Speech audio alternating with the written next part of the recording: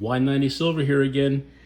All right, this is just a little precursor to this video that's coming up right now, but you're gonna notice there's two things on the table: silver and gold backs.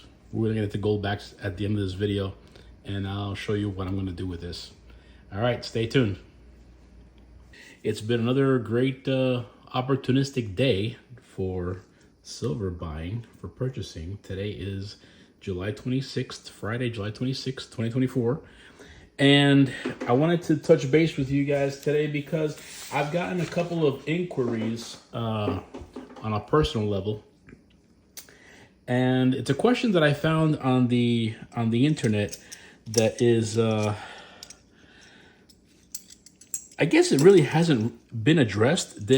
People talk about it, and it's a very gray area. And I'm referring to people say, how much silver should I stack? How much silver is enough silver, or what's a good number to try and achieve? So let me address that first by saying, there's many variables to the right answer to that particular question, depending on the individual. I think the first thing you need to do is ask yourself, why is it that you're stacking? Are you investing? Are you gonna sell? Is it a savings thing? Are you looking to barter when if things get bad? So you need to ask yourself, and what is your reason?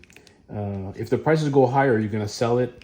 Is this just part of your financial portfolio? Are you just kind of diversifying? Or are you holding it, again, in case of some kind of financial crisis? So that's number one. I guess number two, when you're trying to get to that magic number that people are looking for, is what's your budget? Is, are you allowing a certain amount of funds on a monthly basis, on a quarterly basis, maybe on a yearly basis, for your investment?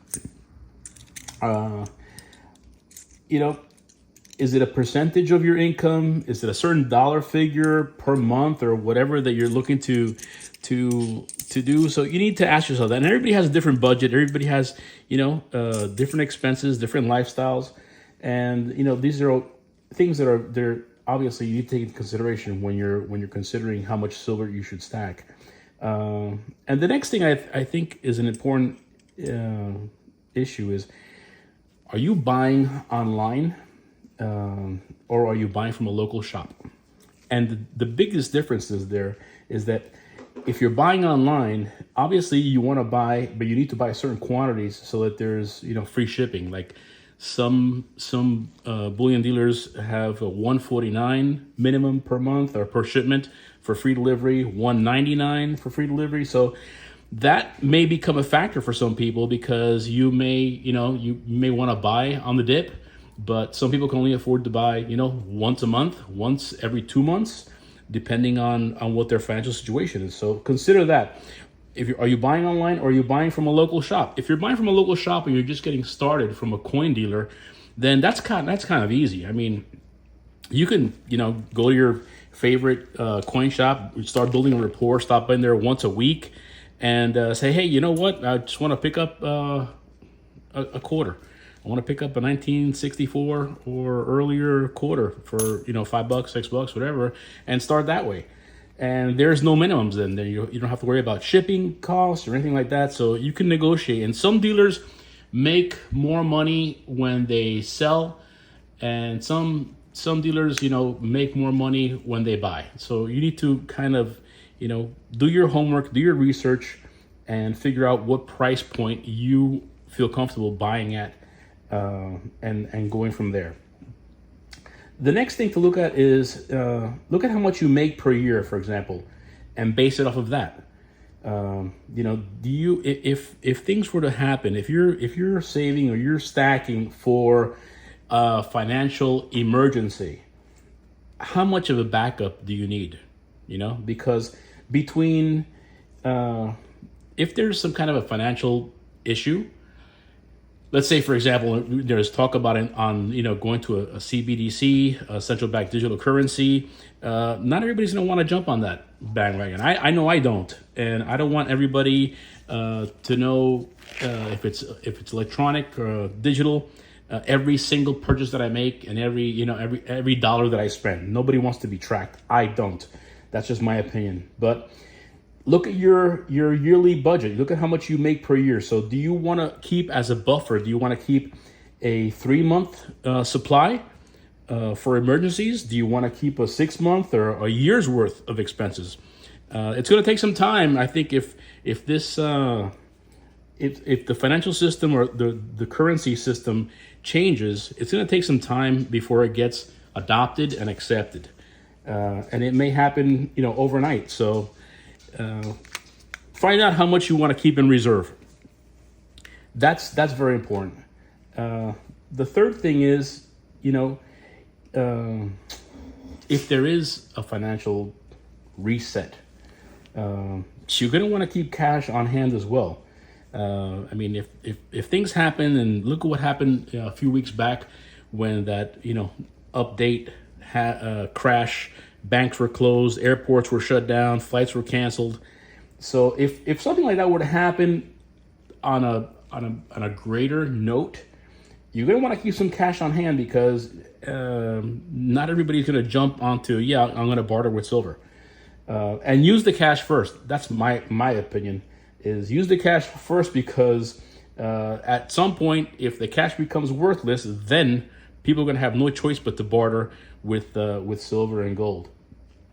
And I mean, those are my I guess my 4 kind of reasoning behind trying to figure out how much you should stack, because everybody is different. Some people have a budget. Some people make $30,000 a year. Some people make $130,000 a year. Some people make $400,000 a year. So how much do you need? What does your lifestyle require for you to maintain yourself? And not only yourself, but if you have a family, if you have a spouse, or you have kids or whatever. So take that into account as well. So figure out what you're stacking for, number one.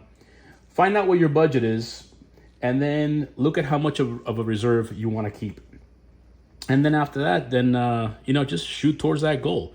And if you're a young stacker and you're making, $30,000 a year now, that may be your goal. I want to stack a year's worth of silver, and you'll keep, go for it. You realize that in a couple of years, if you're getting more money, you're earning more, you got a promotion, you're making 40 or 50,000, that is going to change. And that'll just keep you in the right mindset, right state of mind to continue to stack and continue to reserve your cushion, your safety net. So I want to touch upon that because I got several requests, and I did research online myself, and I really couldn't find a formula per se to answer that question. That's my personal formula, and it works for me. So if you have any suggestions or comments, leave them below. Remember to like and subscribe. Obviously, I'm new to this. This is a brand new channel. I think this is my 5th or 6th video. I'm trying to post something constructive every day. But, every time that I get a like or a thumbs up or a share or a subscription, it helps the channel tremendously. And you're going to notice that there is a different player on the table today. That's these things, Goldbacks. I'm going to get into Goldbacks in the next video, and I think you're going to find it interesting. The pros and cons, and there's a lot of back and forth, and there's a lot of controversy on Goldbacks. But I'll share my thoughts on the Goldbacks with you on the next video, and so stay tuned for that. All right, hope you have a great day. Continue to make healthy decisions, and we'll see you next time. Thanks.